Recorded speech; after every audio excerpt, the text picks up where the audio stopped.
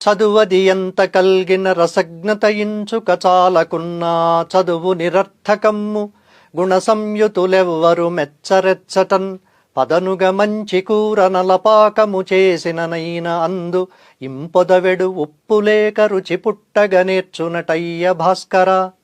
ఎంత చదువు చదివినా కొంచెం రసజ్ఞత లేకపోతే ఆ చదువు ఎలా అర్థం లేనిదవుతుందో అలాగే నలపాకం కంటే గొప్పగా కూర వండినా అందులో ఉప్పు పడకపోతే రుచి లేనిదవుతుంది. చదువులో రసజ్ఞతను మనం గాలి కొదిలేశాం, కానీ భాస్కరుడు చెప్పిన కూరలో ఉప్పును మాత్రం గట్టిగా పట్టుకున్నాం. ఉప్పు కొండలను ఉఫ్ఫని ఊది పారేస్తున్నాం. ఒళ్ళంతా ఉప్పుతో నింపేసుకుంటున్నాం. పద్యాల్లో చాలాసార్లు క్రమాలంకారంలో అర్థం చేసుకోవాల్సినవి ఉంటాయి. ఎంత చదువున్నా ఇంచుక అంటే పిసరంత రసజ్ఞత అనే క్రమంలో ఎంత నలపాకంతో సమానమైన కూర వండినా అందులో ఇంచుక చిటికెడు ఉప్పు పడకపోతే రుచిరాదు కదా అని అన్వయించుకోవాలి.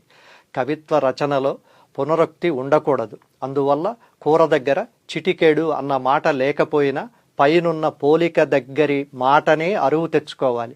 ఇంపొదవెడు ఉప్పు అని అంతటి భాస్కర శతకకారుడు అన్నాడు కదా అని మనం చిటికెడు వేయాల్సిన చోట గుప్పెడు, గుప్పెడు వేయాల్సిన చోట గంపెడు వేస్తున్నాం. భారతదేశంలో ఉప్పు వాడకం మోతాదుకు మించి చాలా ఎక్కువ అవుతోందని భారత నేషనల్ ఎపిడమియాలజీ సంస్థ NIE శాస్త్రవేత్తలు చెబుతున్నారు. ప్రపంచ ఆరోగ్య సంస్థ WHO ప్రమాణాల ప్రకారం రోజుకు 5 గ్రాములకు మించి ఉప్పు తీసుకోకూడదు. కానీ భారత్లో పురుషులు సగటున రోజుకు 9 గ్రాములు,